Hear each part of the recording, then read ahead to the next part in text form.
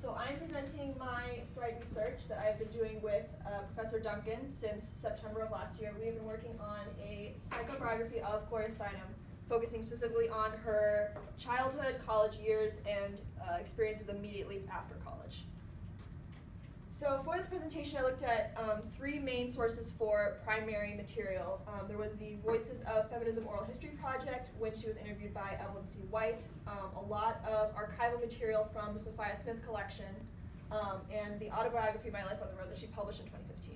And I also read these three psych articles and used those to examine the primary source material. This presentation is going to focus specifically on her childhood from ages 0 to 11, up until her parent separation, and discuss how those experiences with those specific events influenced her activism after college. There is not a lot of material about her childhood. Most of the material that I'm looking at from this comes from her autobiography, but there are a few images that are thrown in that are not highly relevant to the topic at hand, but are vaguely interesting and are from the archives that I thought were cool enough to share.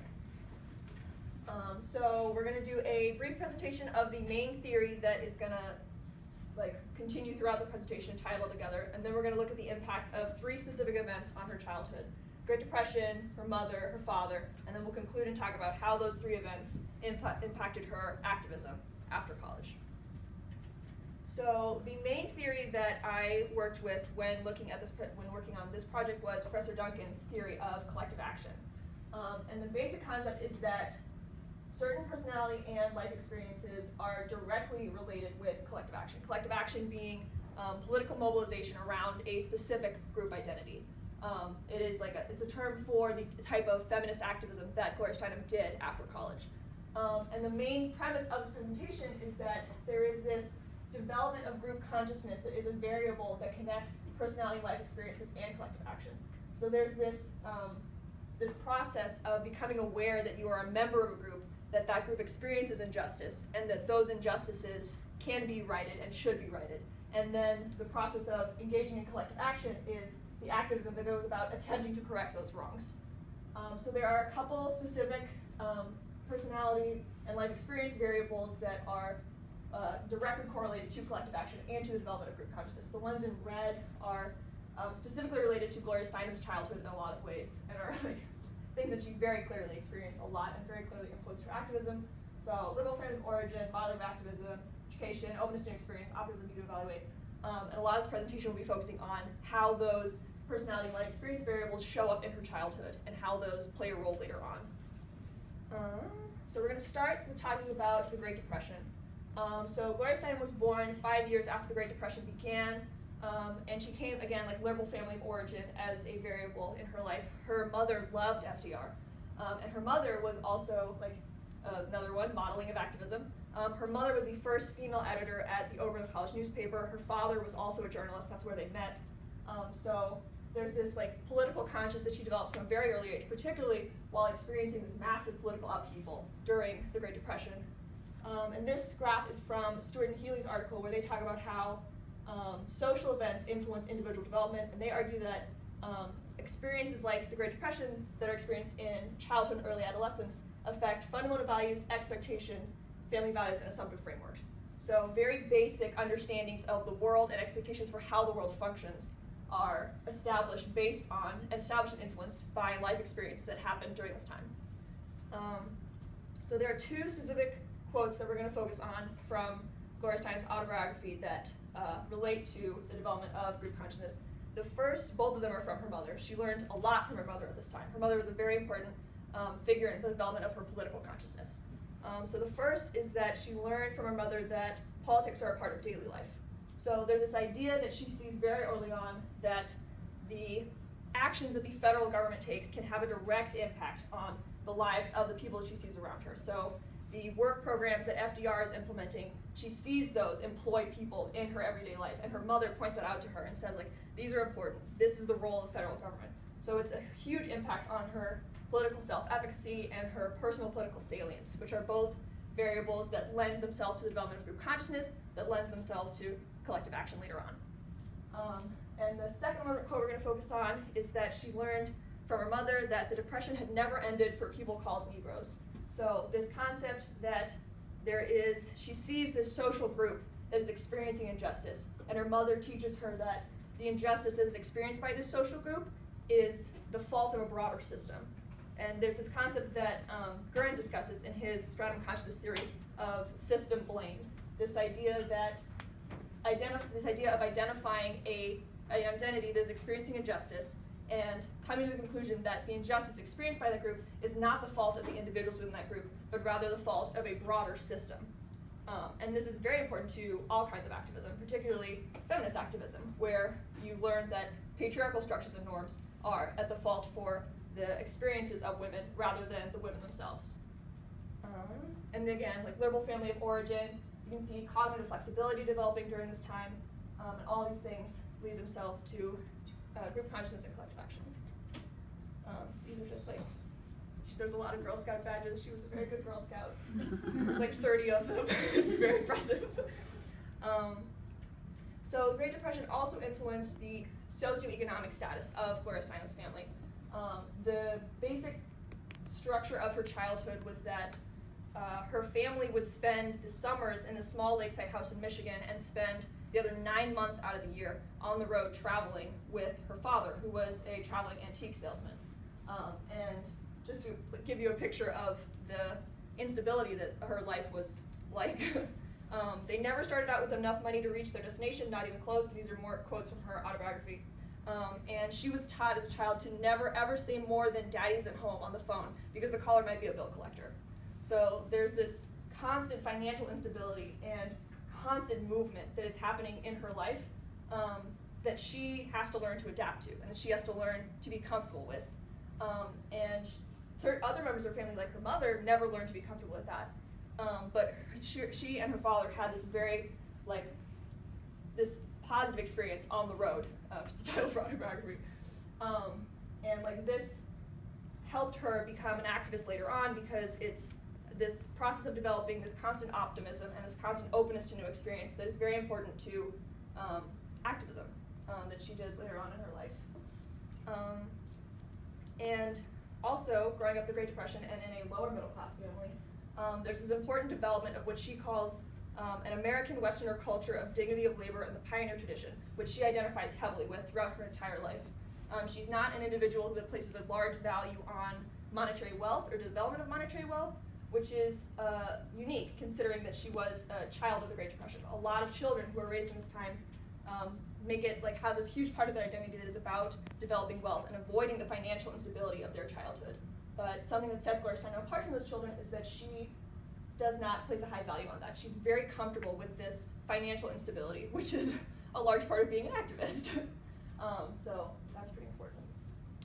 Now we're going to talk about her mother, Ruth Steinem. And these are in the archives. Those are her report cards from her first and second semester of her high school senior year. You can see that she was very bad at math, but actually, other than that, she got generally good grades. And this is a picture of her and her mother at Oberlin College, I think in the 70s or 80s. So in 1944, her parents separated when she was about 10. And a lot of the reason that her parents separated was because of the mental health issues that her mother was experiencing. Before Gloria Steinem was born, her mother suffered a mental breakdown and was hospitalized for 2 years. And this, Gloria Steinem saw the effects of this hospitalization and breakdown play out throughout her entire childhood. She remembers that when after her parents separated, she moved in with her mother and they lived in Toledo, and her mother was known as the crazy lady of the neighborhood. So Gloria Steinem sees this suffering that her mother is experiencing and understands that it is directly related to the lifestyle that the family leads because of her father. Because Leo Steinem's traveling puts this, again, financial instability and constant mobility, which her mother is not comfortable with at all. That Gloria Steinem learns to be comfortable with, but she sees this toll that it takes on her mother, which is very significant. And she feels very guilty about this effect, which is another important aspect of her personality that helps her become an activist later on. She's very intro-punitive.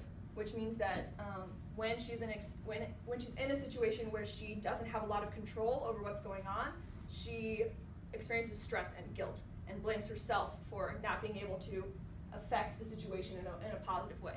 Which, as an activist, when you see a situation and you are intro-punitive and you feel that you have the capability to change the situation, that can lead to very effective activism. But when you're in a situation like she was in her parents' failing marriage, where you have very little control over what's going on, there's a lot of guilt and self-blame that went on. You can see this evidence in her biography. She writes that if she had never been born, her mother would have been born instead.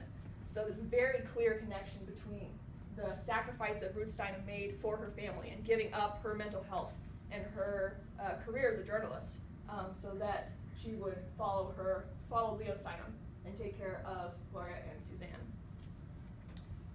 So we're going to talk about her father, Leo Steinem, the traveling salesman.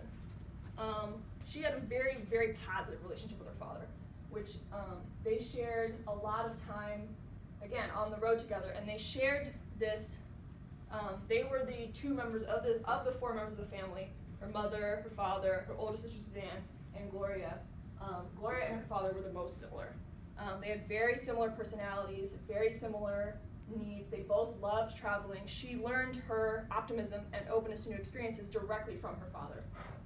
And a part of this love for traveling and this positive experience on the road separated them a lot from her mother and her older sister, because her mother was not comfortable with this traveling and was often just left out of the situation, and her older sister was in charge of taking care of her mother. So Gloria and her father were the ones who had these positive experiences on the road together, who traveled well together, learned well together.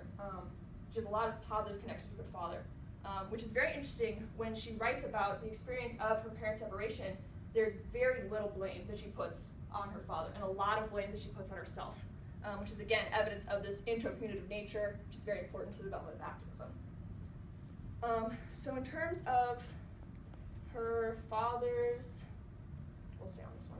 In terms of her parents' relationship with each other, this is gonna seem like this is gonna seem like a stretch. There's not a lot of information about her personal relationships. She doesn't write about her romantic relationships a lot.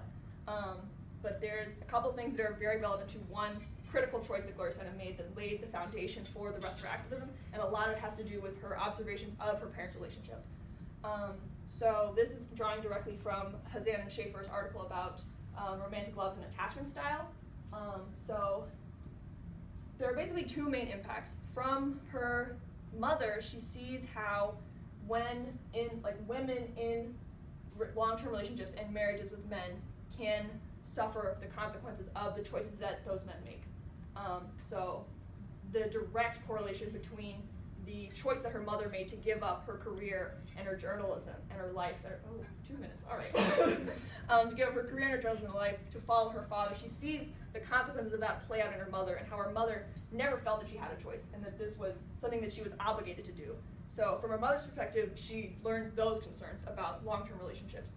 From her father, she shares this personality and this need for traveling and this love of instability that is common throughout her entire life. And she sees how a person with that personality type can do a lot of damage to a person who does not have that personality type.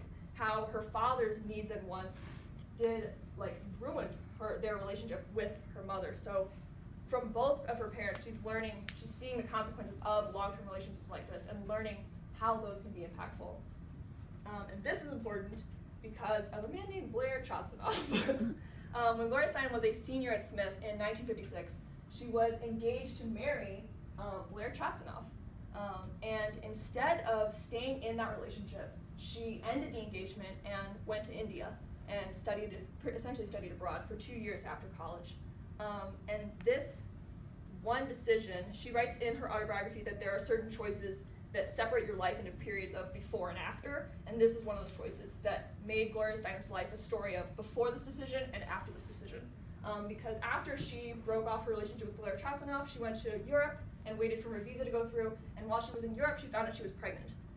And then she had an abortion in Paris, and then went to India to study abroad and studied the political systems in India and communism, and she met with Indira Gandhi and had all these very important experiences for developing her activism later on. She learned about political activism and how to be an activist and what that meant, and about the two-party system and politics and all these important things. And when she came back to the US to be a journalist, in 1967 or 68, she goes to this abortion speak out where women have organized this event to talk about their abortions and their personal experiences. And this event serves as the pivotal moment in the development of group consciousness.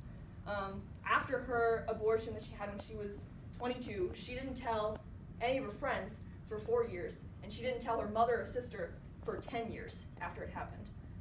But she goes to this abortion speak out in 1967 or 68, and she has this important development of this group consciousness, this idea that she identifies with this group that has been oppressed, and she experiences this injustice that they're feeling because of the abortion that she has had and this shared learned experience.